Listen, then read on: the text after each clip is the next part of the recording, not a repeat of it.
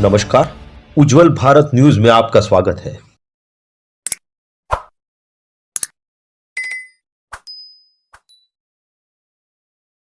नमस्कार, उज्जवल भारत न्यूज़ में आपका स्वागत है।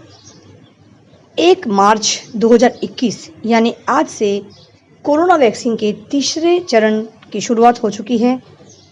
आज 72 साल के एक व्यक्ति को भी, जो कोसंबा के रहवासी हैं, उनको भी आज तीसरे चरण का वैक्सीन दिया गया है। तीसरा जो चरण है, इसमें 60 वर्षीय से ऊपर के लोगों को दिया जाएगा तथा 45 वर्ष से 60 साल के बीच के जो लोग हैं, उनको ये वैक्सीन तीसरे चरण में देने की शुरुआत आज से की गई है। आइए जानते हैं हमारे वलसाड़ सिविल अस्पताल के डॉक्टर अमित शाह इस बारे में क्या कहना चाहते हैं, उनके शब्दों में। उज्जवल भारत न्यूज़, देश की प्रखर आवाज़, सीमा भट्टाचार्य, वलसाड़ से। आपका स्वागत है। हम सब जानते हैं पिछले साल कोरोना की महामारी की वजह से पूरा लॉकडाउन हुआ, पूरा विश्व लॉकडाउन के हालात में थे। अब धीरे धीरे अनलॉक पूरी विश्व होने लगा है। अनलॉक के साथ साथ सबसे साल की शुरुआत में हमारे देश की सरकार ने, प्रधानमंत्री श्री नरेंद्र मोदी जी ने वैक्सीन का भी एक उल्लेख कर दिया है, जिसका 3rd फेज आज से शुरू हो चुका है। हम आज आए हैं वलसाड़ के सिविल अस्पताल, हमारे साथ डॉक्टर अमित शाह हाजिर है, उपस्थित है। आइए सुनते हैं 3rd फेज क्या है और आज से शुरू करने की वजह क्या है। डॉक्टर अमित शाह, आपका चैनल में बहुत बहुत स्वागत है। धन्यवाद आपका, आपने मुझे ये मौका दिया है। वलसाड़ की सूज्य प्रजा को मैं सबको नमस्कार करता हूँ और इस शुभ दिन के लिए सबको अभिनंदन भी देता हूँ। जैसे सब लोग जानते हैं, पिछले करीब 1 साल से पूरा विश्व, पूरी मानव जाति ये कोरोना नाम के अदृश्य वायरस से जूझ रही है। इसकी वजह से बहुत सारा इम्पैक्ट हुआ है लोगों के social life, economic life, education और हर एक क्षेत्र में। जो अदृश्य हमारा दुश्मन है, उसके सामने युद्ध की स्थिति आ गई है। और आप जानते हैं, युद्ध में लड़ने के लिए योद्धा को तलवार भी चाहिए और ढाल भी चाहिए। तो जो रसीकरण है, जो रसी है, वो हमारी तलवार है, और जो मास्क है, सोशल डिस्टेंसिंग है और हैंड वॉशिंग है, सैनिटाइजेशन, वो हमारी ढाल है। कई चरणों में हमने रसीकरण को शुरू किया है। सबसे पहले जो आरोग्य कर्मी है उनको दिया गया। दूसरे चरण में जो फ्रंटलाइन वर्कर्स है, पुलिस है, कलेक्टर्स है, कलेक्टर स्टाफ है, होम गार्ड्स है, फायर फाइटर्स है, और जो हमारा नगर पालिका के सब कर्मचारी मित्र है, उन सबको दिया गया था। और आज एक बहुत बड़ा शुभ दिन है कि 1 मार्च 2021 से आज से तीसरा चरण शुरू हो रहा है रसीकरण का।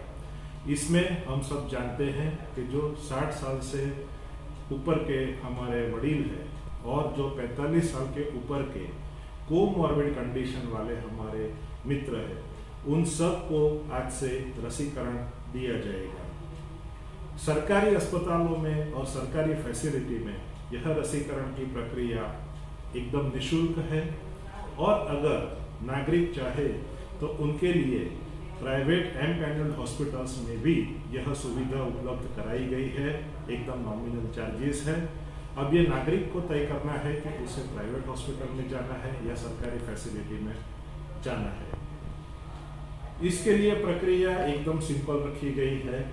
सबके लिए कोविन 2.0 ऐप है, उसको लागू कर दिया गया है। आप अपने मोबाइल में कोविन 2.0 ऐप को डाउनलोड कीजिए और हर एक स्टेप बाय स्टेप जो उसमें रजिस्ट्रेशन की जो प्रक्रिया आती है उसको फॉलो कीजिए।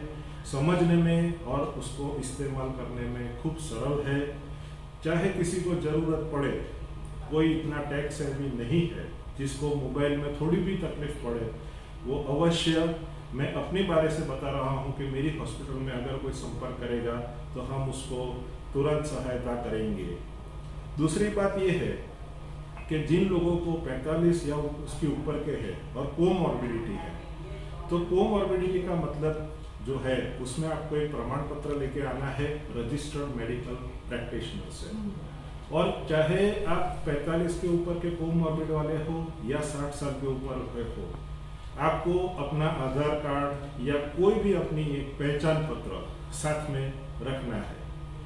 बाकी सब प्रक्रिया जो प्रथम चरण और दूसरे चरण में की गई थी उसी तरह है। कोविन ऐप में आपको यहाँ से फिर से चेक किया जाएगा, उसमें आपका फर्स्ट डोज हो गया है ऐसी उसमें एंट्री की जाएगी, आपको उसमें रसीद दी जाएगी और उसके बाद जो ऑब्जर्वेशन के लिए 30 मिनट्स आपको ऑब्जर्वेशन रूम में रुकना है वो आपको ऐसे रूम में रखा जाएगा, आपका ध्यान रखा जाएगा, आपको कोई प्रॉब्लम होती है नहीं होती है वो सब आपका उसमें निरीक्षण किया जाएगा और उसके बाद आपको रसीकरण केंद्र से रवाना करने के लिए सूचना दी जाएगी। सर, सबसे अहम सवाल जो उठता है वो है साइड इफेक्ट्स। ऐसे माना जाता है कि वैक्सीनेशन के बाद छोटे बच्चों को भी आमतौर पे बुखार तो आ ही जाता है और हम आज बात कर रहे हैं सीनियर सिटीजन की, हमारे बुजुर्गों की, तो इसके साइड इफेक्ट्स कुछ है या बिल्कुल नहीं है, उस पर जरा आप एक बार नजर डालिए सर। तीसरे चरण में जो वैक्सीनेशन के लिए रसी को मंजूरी दी गई है और आमतौर पर जो भारत में रसी उपलब्ध है वह बहुत सुरक्षित पाई गई है। जी। आज का तीसरा चरण है जी। इससे उसमें पता चलता है कि इसमें पहले और दूसरे चरण हो चुके हैं जी। और आपको बताना चाहूँगा कि हजारों आरोग्य कर्मी और फ्रंटलाइन वर्कर्स ने यह रसी को लिया हुआ है जी। और मैं अपने खुद की बात करूँ तो मैंने दोनों डोज ले चुका हूँ और दोनों डोज देने के बाद मैं पूरी उसी क्षमता से मैंने पूरा दिन और उसके बाद वाले दिन भी काम किया है। मुझे तो जो आप बता रहे ऐसा कुछ हुआ नहीं है। जी बिल्कुल। अवश्य किसी को इंजेक्शन साइट पे कभी थोड़ी देर के लिए दुखावा होता है या ऐसी कोई छोटी मोटी उनके तरफ से ऐसी बात सुनने में आई है, लेकिन मेरी बात अगर आप माने तो महद अंश से यह रसी सुरक्षित है और इसे जरूर लेना चाहिए, ये मेरी सभी नागरिकों से अपील है। धन्यवाद सर। बहुत अहम आज मुद्दे की बात हुई है जो हमारे पूरे विश्व में एक छोटा सा वायरस जो है कोरोना, जो पूरे विश्व में आज उधम मचा चुका है, पूरे विश्व को आज घर के अंदर बंद रख चुका है।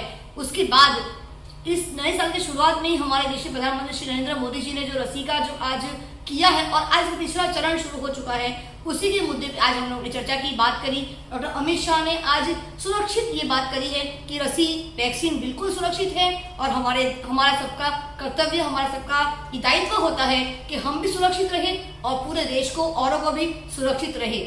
उज्जवल भारत न्यूज, देश की प्रखर आवाज, सीमा भट्टाचार्य, वलसाड़ से।